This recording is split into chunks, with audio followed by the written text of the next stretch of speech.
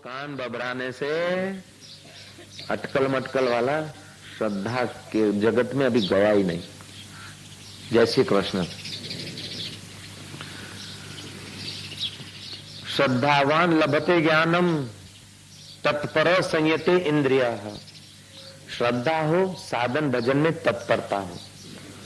आपकी गुरु में या भगवान में श्रद्धा है, उसकी कसौटी कैसे हो कि भगवान ने या गुरु ने जो आदेश दिया है उस साधन में तुम्हारी तत्परता है कि नहीं। अगर तत्परता नहीं है तो आपकी भगवान में या गुरु में श्रद्धा नहीं है। गुरु ने जो साधन दिया उसमें तुम्हारी तत्परता होनी चाहिए। गुरु ने दिया मंत्र, गुरु ने दिया ध्यान की विधि, उसमें आप तत्पर नहीं है तो समझो गुरु में श्रद्धा का आपका अभाव है। तत्परता हो और इंद्रिय संयम हो, शिष्य का बेड़ा पार। मेरे तो बहुत श्रद्धा है, मेरे को तो रोज दर्शन के बिना चैन नहीं पड़ती। आपका रोज दर्शन करते। अच्छा, मैंने माला दिया था जप करते हो कि आज तो घर भूल के आया हूं, आज जप नहीं किया है। क्या खाक तूने दर्शन किया? माथा माला कान जपी दिया, कान जपी नहीं तो लफड़ा, दुखी, परेशान, जाओ मरो, संसार भट्टी में सेका। श्री राम। तो श्रद्धा के साथ साधन में तत्परता होनी चाहिए। साधन भजन छूटा और श्रद्धा छूटी तो वहीं पहुंच जाएंगे जहां से 10 साल पहले चले थे।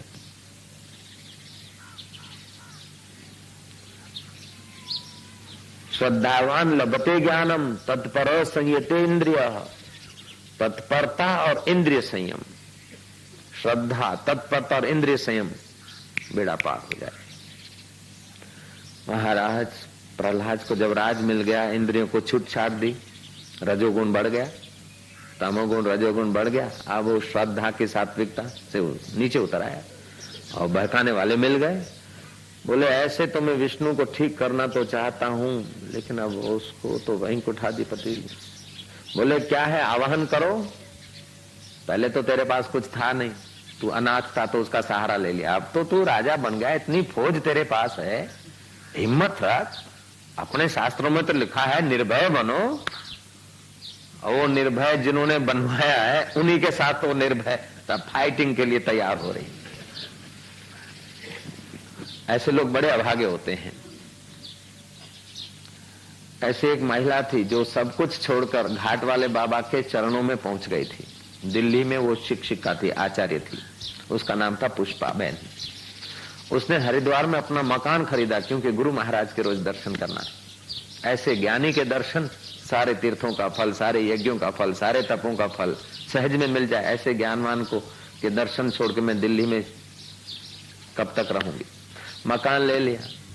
धीरे धीरे वो दिल्ली में से कुछ छुट्टियां लेकर आती थी, रहती थी, और रिटायरमेंट जल्दी लेना था उसे। मैंने एक बार देखा कि वो खट्टी आम होती ना, केरी, काची केरी, खट्टे आम के पकोड़े बना के आई। घाट वाला बाबा को बोलते, स्वामी जी लो, मैंने बड़े मेहनत करके पकोड़े बनाए, आपके लिए खाओ। उन्होंने कहा मैंने अभी दूध पिया है, दूध के ऊपर पकोड़े नहीं खाए जाते। बोले मैंने मेहनत करके बनाए, उसका क्या? ये श्रद्धा है? श्रद्धेय का चाहे मर्जी हो न हो, लेकिन तुम जैसा चाहो ऐसा श्रद्धेय करे तो तुम्हारी श्रद्धा है कि तुम्हारी नालायकी है? આપણે ધાર્યું ભગવાનથી કરાવીએ તો શું ભગવાનમાં આપણી શ્રદ્ધા છે કે ભગવાનનો આપણે ઉપયોગ કરીએ છીએ? हम भगवान के उपयोग में आ जाएं। भगवान हमारे उपयोग में, हम भगवान को अपने उपयोग में क्यों लाएं? तो हमारा अहम और है। भगवान की कीमत हमारे तुच्छ अहम से, हमारे तुच्छ व्यवहार से, हमारी तुच्छ मेहनत से क्या भगवान की विशेषता, भगवान की माता कम है? स्वामी जी मैं तो आपको खिला के छोड़ूंगी, कृपा करके लो, ये देखो कितने गरम गरम है। बोले भाई अब जा, मैं सुन रहा था, देख रहा था तमाशा। बोले नहीं, मैं तो आज आपको खिला के छोड़ूंगी, आप जब तक नहीं खाएंगे तब तक मैं यहां से नहीं जाऊंगी। अरे जा, दुष्ट कहीं की, आग्रह करती है, दुराग्रह, चल नहीं खाते। बोले नहीं स्वामी जी को खाना पड़ेगा। बोले एक बार तेरे को इतना समझा था, तेरे को कोई डर नहीं है? बोले आप ही ने तो बताया निर्भय बनो। मैं नहीं डरती हूं, तुम कितना भी डांटो, मैं तो नहीं डरूंगी, वैसी की वैसी नकटी रहूंगी। अरे गुरु महाराज संकेत कर रहे, उसका तुझे ख्याल नहीं है, वो तेरी निर्भयता है कि नकटापन है? गुरु महाराज संकेत करें और उसका तुझे ख्याल नहीं है तो तू निर्भय हो रहा है। नहीं, ये नकटापन है। महाराज उसने नहीं हटी नहीं। अब जब एक बार दो बार कहने से आदमी नहीं मानता है तो स्वाभाविक है उसको कड़क शब्द कहने पर, अरे चल जा दुष्ट कहीं के। बोले कुछ आप कुछ भी कहो, मैं नहीं डरूंगी। नहीं डरी तो ठीक है, लेकिन आध्यात्मिक रास्ते चली नहीं और मकान बकान बेच के वहीं दिल्ली में टकरा रही है बुढ़िया। जय श्री कृष्ण। धीरे धीरे धीरे धीरे फिर दिशा बदल गई। अब वो मकान बकान बेच के फिर वो दिल्ली में किसी बेटी के घर रह रही है। हम बुढ़ी हो गई, कभी कभी आती है हरिद्वार। मैं बोलता हूँ कैसा हाल है? 100 आंसू रोना है। श्री राम।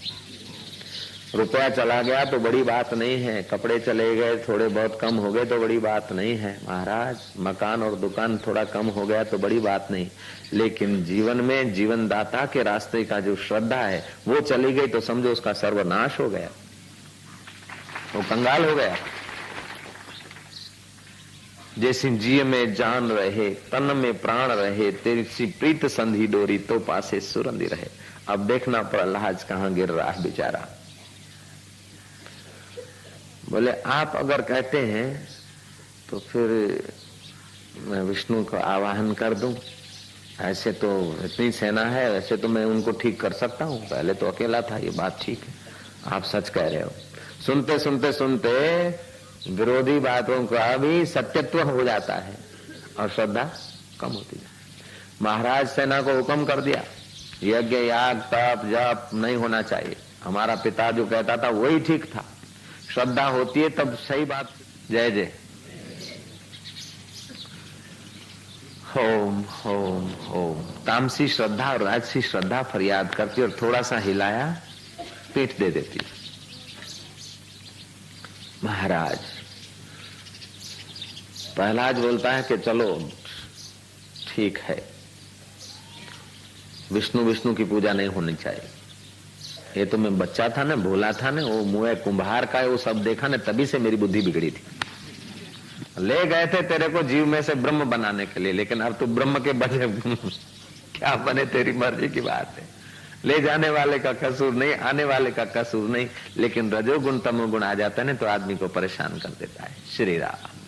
इसलिए कृपा करके सत्व गुण बढ़ाया जाए, साधन भजन को नहीं छोड़े, तत्परता। खैर प्रहलाद कहता है फौज तैयार करो। विष्णु को आह्वान किया। भगवान विष्णु भक्त वत्सल, उनको पता चला कि प्रहलाद सात्विक श्रद्धा छोड़कर आ गया है चक्कर में, और प्रहलाद ने मेरा आह्वान किया, मेरे साथ युद्ध करने को तैयार हो गया। अरे जो पर्वतों से गिराने पर भी मेरा नाम और मेरा सुमरण नहीं छोड़ता था, दरिया में फिकवाने पर भी जो मेरे सहारे के सिवा और किसी के सहारे को सच्चा नहीं मानता था, और लोगों के तपे हुए थंभे को आलिंगन करते समय भी मेरे सिवाय जिसकी नजर में और कोई सार नहीं था, ऐसा प्रहलाद सतबुद्धि को सात्विकता को त्याग कर कुमति का आश्रय लिया है।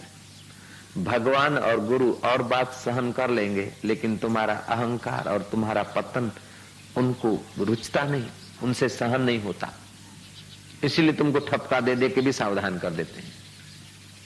हुशु करो, ये बात ने 10 बार कही ने भी તમને સાવધાન કરશે। જય શ્રી કૃષ્ણ। કે આટલા લોકોની વચ્ચે કે કેવું તમને એકાંતમાં કે હા રાજસી શ્રદ્ધા છે, તામસી શ્રદ્ધા છે। જય જય।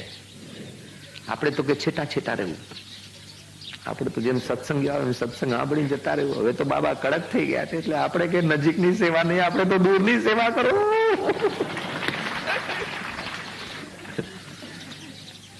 तो महाराज आप अपने अहम को बचाने के लिए ईश्वर का त्याग करने को राजी हो गए, लेकिन अहम का त्याग नहीं करते। आपको समझो डांट पड़ेगी, फटकार पड़ेगी, या कुछ सीख मिल कल्याण के लिए कुछ भी आपसे व्यवहार होगा तो आपके अहम को ही डांट पड़ेगी। आपके आत्मा को तो गुरुजी डांट नहीं सकते, और गुरुजी डांटना भी नहीं चाहते। आत्मा को तो कोई आज तक डांट नहीं सका, डांटेंगे तो अहम को डांटेंगे।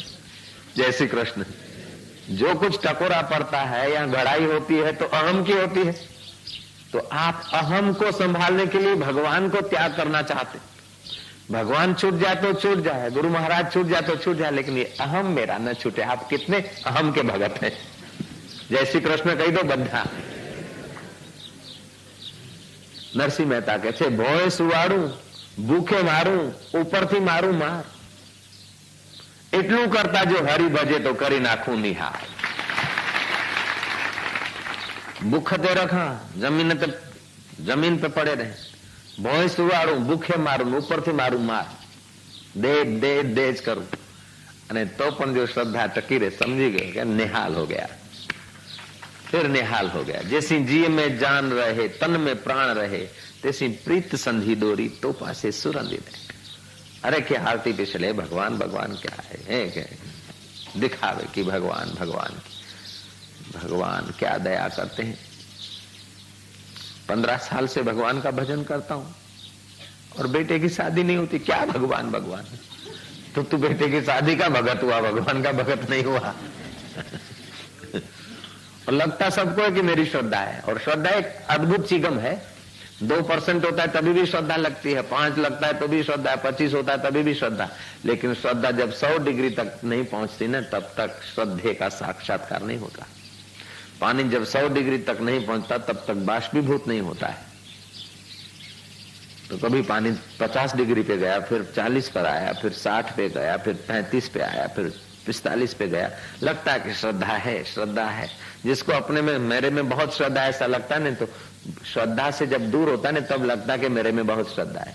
मेरे में दोष है ऐसा दिखता है ना, तो दोष से थोड़ा दूर होगा तभी दोष दिखेगा.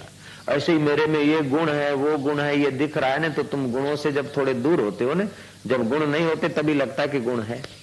आंख में काजल होता है ना तो नहीं दिखता कि आंख को काजल, आंख से दूर होता है तब काजल दिखता है. ऐसे ही श्रद्धा से थोड़ा आदमी दूर होता है ना तब लगता है कि मेरे में श्रद्धा है. जय जय. अपने में श्रद्धा दिखती है ना तो समझ लेना कि श्रद्धा अभी परसेंटेज कम है, इसीलिए दिख रही. अपने में गुण दिख रहा है ना तो समझ लो गुणों से कुछ हम और दूर ही है. जितने अपने में गुण की तत्परता होनी चाहिए उतनी नहीं है. सद्गुणों के साथ एकम एकता नहीं है. लोहे में अग्नि दिख रही है, लोहे को तो कुछ हिस्सा लोहे का बाकी है, इसलिए उसमें अग्नि दिख रही है.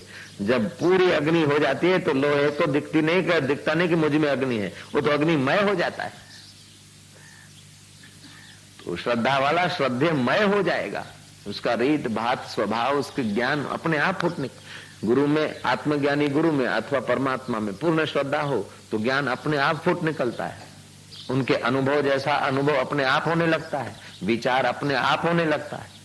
भजन बढ़ जाता है न तो आत्म विचार निष्ठा अपने आप प्रकट होने लगती.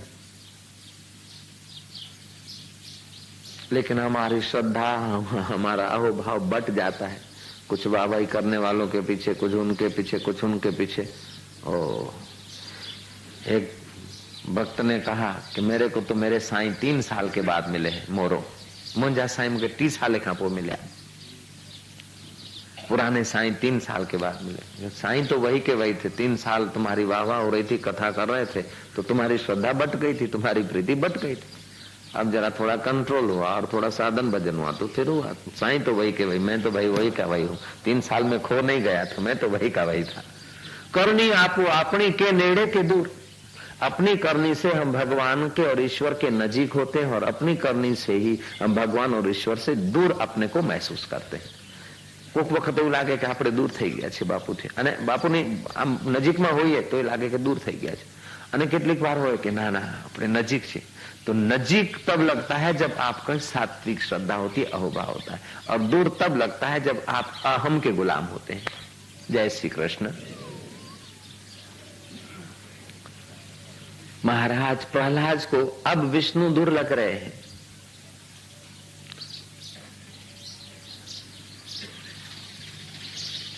सेना की तैयारी हो गई. विष्णु का आह्वान कर दो, साधु ब्राह्मणों को देखना अपशुकन है, साधु संत ये हमारे राज्य में नहीं चाहिए. जय श्री कृष्ण. अब हो गया टेम्परेचर 100% यदा यदा ही धर्मस्य. एक युग में भगवान कई बार भी आ सकते हैं और कई तो शास्त्रों में भगवान के प्रागट्यों का वर्णन है और कुछ प्रागट्यों का तो वर्णन शास्त्र भी अंकित नहीं कर पाए, इतने भगवान के प्रागट्य हो गए होंगे. जय जय. छोटे मोटे प्रागट्य सब शास्त्रों ने नहीं अंकित किए, कर नहीं पाएंगे. जैसे किसी की जीवनी लिखी जाए तो सब प्रसंग थोड़े लिखे जाते हैं. कोई जो याद रहे, मुख्य रहे, वैसे ही। ऐसे ही भगवान का प्रागट्य सबके सब हम लोग या शास्त्र लोग थोड़े समझ सकते हैं। भगवान की गति तो भगवान ही जाने। महाराज भगवान बूढ़े ब्राह्मण का रूप धारण करके प्रहलाद के पास आए। वो 24 अवतारों में नहीं है, लेकिन है तो अवतार जयराम जी की। जैसे वरुण अवतार 24वें अवतार में, 24 अवतारों में नहीं है, वो 25वां माना जाता है। ऐसे ये 26वां मानो, 27वां मानो, संख्या तुम बढ़ाओ न बढ़ाओ, गिनो न गिनो, लेकिन वो तो दयालु है और रक्षा करता है। बूढ़े ब्राह्मण का रूप धारण करके लकड़ी टेकते टेकते हाथ कंपित हो रहे आए। दरबार ने कहा, ब्राह्मण दूर हटो। बोले मैंने सुना है कि प्रहलाद साधु ब्राह्मण और भगवान का बड़ा भक्त है, मैं प्रहलाद से मिलने आया। बोले वो प्रहलाद पहले ऐसा था बुद्धू, अभी प्रहलाद में अकल आ गई है, पटावाला में भी अकल आ गई। श्री राम, वो तो पहले ऐसे गिड़गिड़ाता भगवान भगवान करता, लेकिन अब प्रहलाद समझदार हो गया। और प्रहलाद विष्णु भगवान को आह्वान किए हैं, उनको भी ठीक करने वाले हैं। बोले अच्छा, उनको ठीक करने वाले हैं तो ठीक है, लेकिन वो खुद को भी ठीक करे। बोले खुद तो ठीक हो गया, तभी तो आज उनको ठीक करने की तैयारियां हो रही है। और युद्ध की तैयारियों में साधु ब्राह्मण का दर्शन अपशुकन है, बिल्कुल सच्ची बात। लड़ाई झगड़े की तैयारी और साधु दिख गए तो समझ लेना कि उतना फोर्स लड़ाई झगड़े का नहीं रहेगा। सच्चे साधु और ब्राह्मण जो संध्या करते, त्रिकाल संध्या करते, क्षमाशील हैं, ऐसे पवित्र ब्राह्मण और साधु मिल गए तो महाराज लड़ाई झगड़े में अपशुकन समझना, फिर लड़ाई झगड़ा मत करना। जैसे बोले प्रहलाद आने नहीं देंगे। बोले आने नहीं देंगे तो कुछ भी हो, मैं तो जाऊंगा। नहीं, मैं ब्राह्मण मैं नहीं जाने दूंगा। बोले नहीं जाने देगा तो वैसे ही मैं देर थर थर आ रहा हूँ, भूखा प्यासा हूँ, यहीं बैठूंगा, तू धक्के मार के मुझे गिरा दे, मेरी मौत हो जाएगी, तुझे ब्रह्म हत्या लगेगी। जा फिर प्रहलाद, तेरे को क्या छोड़ा था, मैं भी देखता हूँ। पठावाला ने देखा कि अब क्या करे, वो तो पगारदार है, पगारदार आदमी की बेवफाई और वफाई क्या भरोसा। उसने कहा अच्छा मैं जरा उधर खिसक जाता हूं और तुम नजर बचा के घुस जाओ। ऐसा नहीं होता क्या पटा वालों की दुनिया में? पियोन लोग ऐसा करते हैं ना, साहब लोग, मैं मेरी बदली हो जाए तो मेरा ये हो जाता, થોડું પેલા ના માથે તમારે જે કરવું કરો, પણ મારી નોકરીને અડચણ ના આવી જોઈએ એટલું સાચવજો। જય શ્રી કૃષ્ણ। महाराज पटावाला ने तो दे दिया मौका और भगवान गए। वो प्रहलाद के सामने थड़थड़ा रहे। है बोले ब्राह्मण कैसे घुस गया? बोले मैंने सुना है कि तूने विष्णु को ठीक करने का आयोजन किया है और उस विष्णु के मद को तोड़ने के लिए तूने जो आयोजन किया है उसमें मेरा भी साथ है, क्योंकि विष्णु एक ऐसा आदमी है कि जिसने मेरा सर्वनाश कर दिया है। प्रहलाद ने कहा फिर इधर आओ ब्राह्मण, नजीक बैठो, बताओ क्या क्या क्या क्या।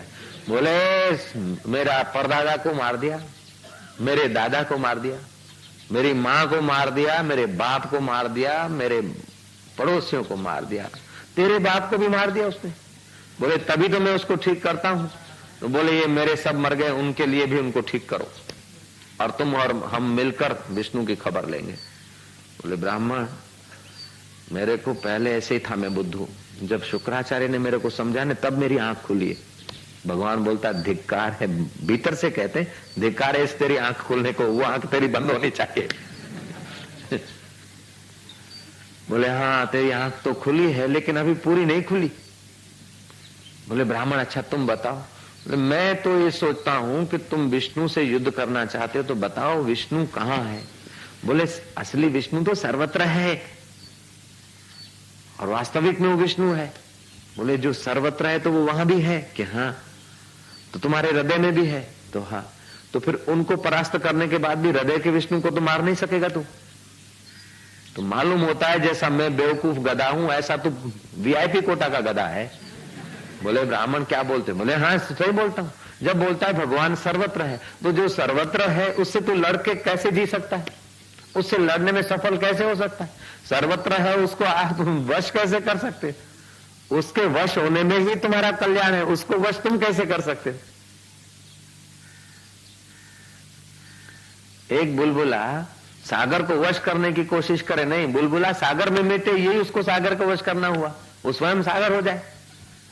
ऐसे ही तो बेवकूफ है। कैसे के चक्कर में आ गए। मैं तो सोचता था तू अक्लमंद होगा और मेरे माँ बाप उसने मारे तो उसका बदला लेगा, लेकिन तू तो अपने आप को विनाश करने का, फौज को विनाश कर रहा है। मालूम होता है जैसे मैं बेवकूफ हूं ऐसा तू बेवकूफों का सरदार है। प्रहलाद सोचता कि ब्राह्मण इतना पतला दुबला है ऐसा, और इतना बोलने में इसकी इतनी तेजस्वीता। बोले तो फिर क्या विष्णु भगवान को मैं ठीक नहीं कर सकता हूं? मेरे पास इतनी सेना, उतनी सेना, उतनी सेना। बोले वो सेना से ठीक नहीं होते हैं, अपने को ठीक करने से वो ठीक हो जाते हैं, क्योंकि वो तो सदा ही ठीक है। अपनी बेवकूफी होती तब बेठीक लगते हैं। देख तू ऐसा कर, मैं लकड़ी गाड़ता हूं जमीन में, अगर इस लकड़ी को तूने उखाड़ दिया तो मैं समझूंगा कि तू विष्णु के साथ एक क्षण के लिए टकरा सकता है। ऐसा करके ब्राह्मण रूपधारी भगवान आदि नारायण ने परम कृपा करके लकड़ी खोस दी। प्रहलाद उठा के, ब्राह्मण तुम क्या समझते हो? मैं हिरण्याकश्यपु का पुत्र प्रहलाद हूं, पहले भगवान का पुत्र था। हिरण्याकश्यपु का पुत्र प्रहलाद हूं। ये लकड़ी मेरे लिए खींचने को बोल रहे हो? ब्राह्मण ये तो तिनखा है हमारे आगे। ऐसा करके लकड़ी को झपेट के खींचने का सोचा, लकड़ी को झपेट पकड़ा, लेकिन महाराज लकड़ी हिले नहीं। दूसरा हाथ लगाया, हिले नहीं। तो अब तो इज्जत का सवाल है। जैसे रावण झुका ना हनुमान का पैर उठाने को, हनुमान ने कहा मेरा पैर क्या पकड़ता है, जाके भगवान राम के पकड़ दो, तेरा कल्याण हो जाएगा लग। ऐसे ही लकड़ी को खींचने के लिए जमीन में से जो जमीन में खोस दी भगवान ने, ब्राह्मण रूपधारी श्री हरि ने, वो लकड़ी को जो खींचने का गया तो महाराज झुकना तो पड़ा। थोड़ा प्राणायाम हो गया, थोड़ी विष्णु भगवान की कृपा हो गई, उसका रजोत्तम गुण बदला, सत्व आया, कुछ भी हुआ, प्राण उत्थान हुआ कि कुछ भी हुआ, महाराज उसकी बुद्धि ने थोड़ा प्रकाश पा लिया कि अरे देखते देखते लकड़ी गाड़ी और इतना खींच रहा हूं निकल नहीं रही है। ये कोई ब्राह्मण साधारण ब्राह्मण नहीं, ये कोई कुछ और कुछ है। यहाँ का के बोला आप सच बताओ कौन हो? मैं क्या सच बताओ, तू खोज ले, तू कौन है, सच बता दे। आहा, इतना विरोध करने के बाद भी, विरोधी भाव आने के बाद भी, जिन्होंने युद्ध करने के लिए सेना तैयार की है, ऐसे भगवान अपने प्यारे भक्त का कल्याण कैसा चाहते हैं कि पहला तू सच बता दे, तू कौन है, तू अपने को खोज। मैं कौन हूं ये मत मेरे से पूछ, तू कौन है ये तू जान लेगा, तब तुझे पता चल जाएगा कि मैं भी कौन हूं। जब तक तूने अपने को ठीक से नहीं जाना प्रहलाद, तब तक तू मुझको नहीं जान सकता मैं कौन हूं।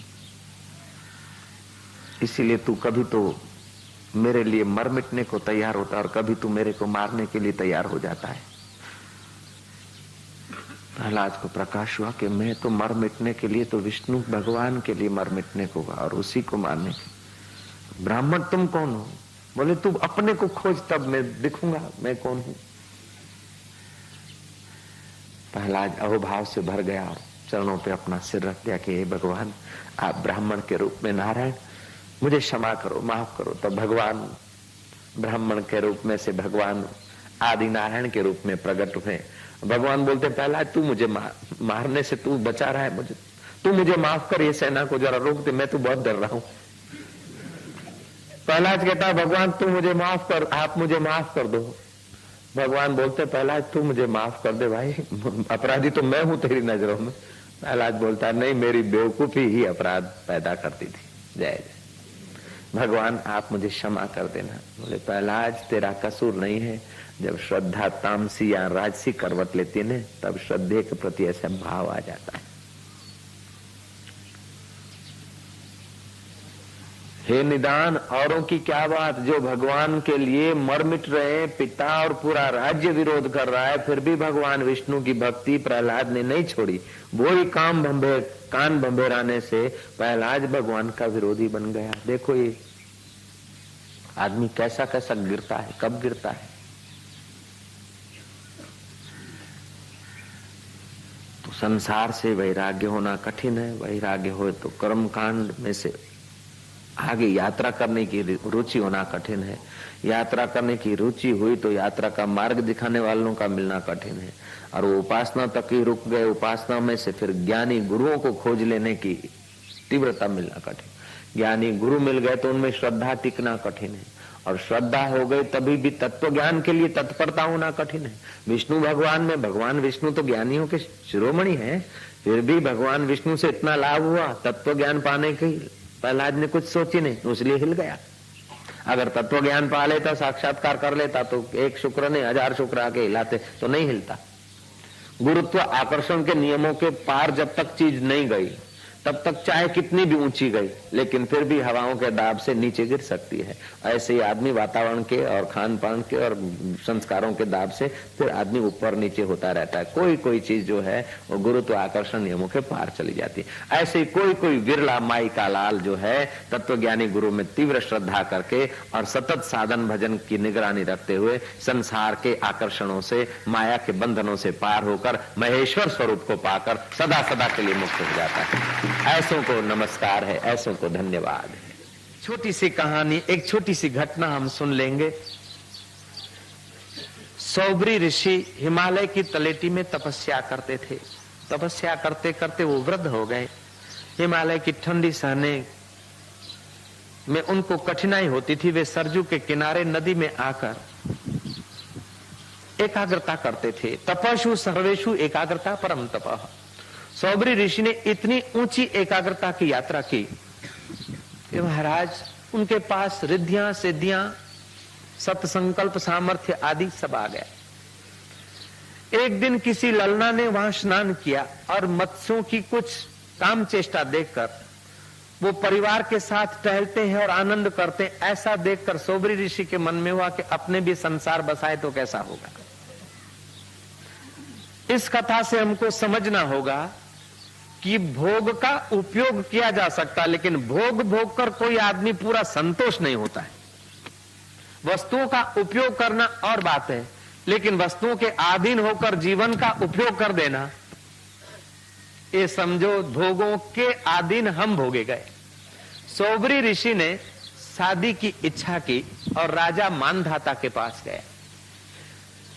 महाराज जैसे बृहस्पति इंद्र की दरबार में जाए और इंद्र उठ खड़े हों, ऐसे प्रतापशाली राजा सौबरी ऋषि के तप का प्रभाव जानते थे। वो प्रभावशाली राजा नतमस्तक होकर सौबरी ऋषि का आदर सत्कार करते। ये भारत की प्राचीन संस्कृति। राज्य सत्ता से धर्म सत्ता ने हमेशा ऊंचा आसन लिया है, क्योंकि ऊंचे में ऊंचा परब्रह्म परमात्मा है। धर्म सत्ता उससे संबंधित है। लोगों के जीवन के साथ राज्य सत्ता का संबंध है, लोगों की आध्यात्मिकता के साथ धर्म सत्ता का संबंध है। ये धर्म सत्ता और राज्य सत्ता मिलकर हमारा ऐहिक और परमार्थिक सुरक्षा करती है और प्रोग्रेस करती है। ये इनका कर्तव्य होता है। तो महाराज धर्म सत्ता का अग्रगण्य सम्राट जब पहुंचा है राज्य सत्ता के अग्रगण्य के पास, तो मानधाता उठ खड़े हुए हैं। मानधाता ने कहा, मुनीश्वर आज मेरा ये दरबार पवित्र हुआ, मैं आपके चरणों में क्या भेंट रखूं, क्या सेवा करूं। सौबरी ऋषि ने कहा कि राजन, तू इतना प्रभावशाली है, कीर्ति वाला है, तेरी 50 लड़कियां हैं और मुझे संसार, मारे संसार मांडवानी इच्छा है। जय श्री कृष्ण। जब तक पूर्ण साक्षात्कार नहीं होता है तब तक कभी कौन सी इच्छा आ जाए, कभी कौन सी इच्छा आ जाए, कहना मुश्किल है। मुझे संसार बसाने की इच्छा है और एक लड़की तू मुझे बिहा दे, कन्यादान कर।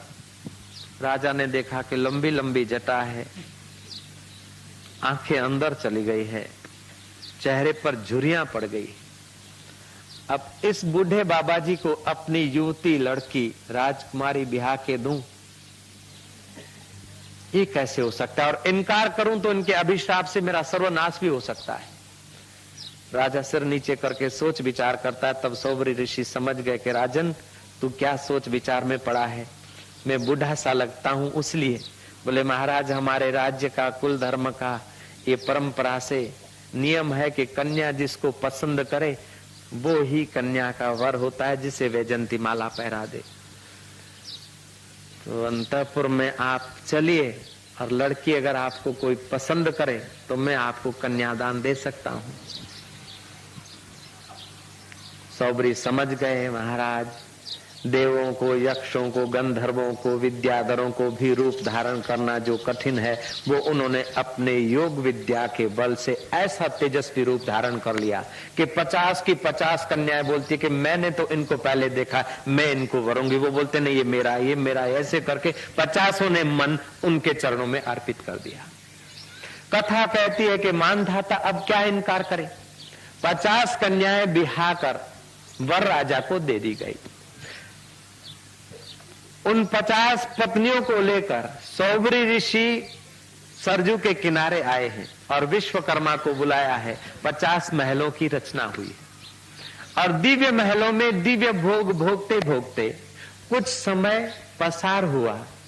वह मानधाता चिंतित है कि एक पति और 50 पत्नियां अब एक के साथ मिलता जुलता बात करता होगा तो दूसरी 49 बेटियां मेरी कितनी दुखी होगी।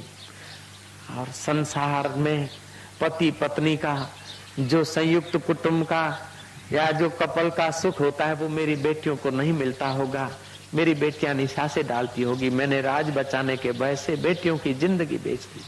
ऐसा करते करते वो दिन दिन अंदर अंदर चिंतित होता जाता था। चिंता ऐसी डाकनी काटी कलेजो खाए, साईं बेचारा क्या करे, कहां तक कथा सुनाए। चिंता बुरी बला होती है। चिता तो एक बार जलाती, लेकिन चिंता तो आदमी को बार बार जलाती। रोम का बादशाह सीजर, उसके विरोधी बढ़ गए। साथियों ने कहा कि तुम जरा अंगरक्षक रखो, नहीं तो तुम्हें कभी भी कोई मार सकता रास्ते में। बोले अंगरक्षक रखो और मरने का भय रखूंगा तो न जाने दिन में कितनी बार मरूंगा, और जब मरने का होगा तो किसी भी निमित्त मर जाऊंगा, इसलिए मुझे ज्यादा व्यवस्था सुरक्षा की जरूरत नहीं है। मैं जरा उस विधाता के नियम पर डिपेंड करके जीऊंगा, जब जैसे घटना घटनी होगी घट जाएगी। जो आदमी मौत से डरता है क्या वो अमर हो जाता है? वो भी मरता है। और जो मौत से नहीं डरता है वो भी मरता है। लेकिन जो मौत से ज्यादा डरता है वो तो रोज रोज मरता है, और जो मौत से नहीं डरता है वो एक बार मरता है। जैसे कृष्ण का ही देव पड़े, कृष्ण कन्हैया लाल। मानधाता चिंतित रहे। इतने में महाराज देव ऋषि नारद आए और नारद मानधाता की व्यथा को समझ गए थे। मानधाता को कहा कि चलो जरा अपने सरजू के किनारे घूम आए, सोबरी के पास जाते हैं, संत संत के नाते हम मिलेंगे और तुम अपनी बेटियों का हालचाल पूछ लेना। एक पंथ दो कार्य। नारद बड़े मनोवैज्ञानिक संत रहे। मनोविज्ञान के किताब तो अब छपे हैं, लेकिन आध्यात्मिक यात्रा करने वाला ऑटोमेटिक मनोवैज्ञानिक का बाप हो जाता है। जैसी कृष्ण कही देव पड़े। महाराज नारद जी के साथ मानधाता गए और बच्ची के महल में प्रवेश हुआ तो बच्ची ने देखा कि पिता, वर्षों के बाद पिता को पुत्री देखती है तो कितना हृदय भर आता है। बेटी का हृदय भर आया। बाप बेटी मिले और कहाँ है जमाई राज कि पिताजी वो अभी अभी बाहर गए, देखो हमारा घर कितना सुंदर है, देखो देखो हमारा पूजा का रूम कितना सुंदर है, ये ध्यान का खंड कैसा है।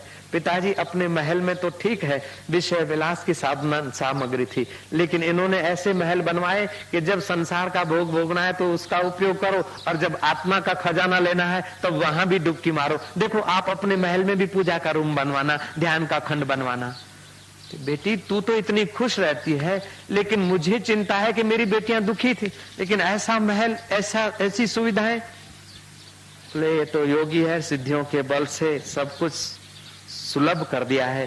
पिताजी मैं बहुत बहुत खुशी हूँ। ऐसी और कोई किसी राजा की लड़कियां ऐसी सुखी नहीं होंगी जैसी मैं सुखी हूँ। लेकिन मुझे एक बड़ा भारी दुख है कि तुम्हारे जमाई जो है ना सदा मेरे महल में ही रहते हैं, कभी मेरा महल छोड़कर गए नहीं। आज न जाने क्यों अभी गए, कोई पता नहीं।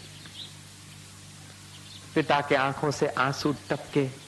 नारद जी ने कहा धीरज रखो, धीरज रखो, दूसरे महल में चलते हैं। दूसरे महल में गए तो महाराज वही दिव्य कथा, लेकिन वो लड़की कहती है कि मुझे एक ही दुख है कि तुम्हारे जमाई मेरे महल में ही रहते हैं, अब भी दूसरी जगह गए। हर महल में गए और खबर मिली कि और तो सब ठीक है, लेकिन तुम्हारे जमाई माना मेरे मिस्टर मेरे पास ही रहते, तो मेरी 49 बहनों का क्या होता होगा। नारद ने समझाया कि सौबरी ने योग बल से मन शरीर की यात्रा करते कुंडलनी का पहला चक्र, दूसरा चक्र, तीसरा चक्र, चौथे चक्र को भेद कर वहां ऐसी स्थिति की कि एक रूप में से अनेक रूप हो गए। ऐसा श्री कृष्ण ने भी किया था और गर्गाचार्य का भी हुआ था और योगेश्वरों के जीवन में भी सुनाई पड़ता है, नरसिंह मेहता की शिष्या के जीवन में भी सुनाई पड़ता है, रतनबाई के जीवन में। ऐसी सारी शक्तियां सबके अंदर सुषुप्त में पड़ी है, लेकिन आज का मानवी बाहर इतना बहल गया कि उसको अंदर के खजाने का पता ही नहीं।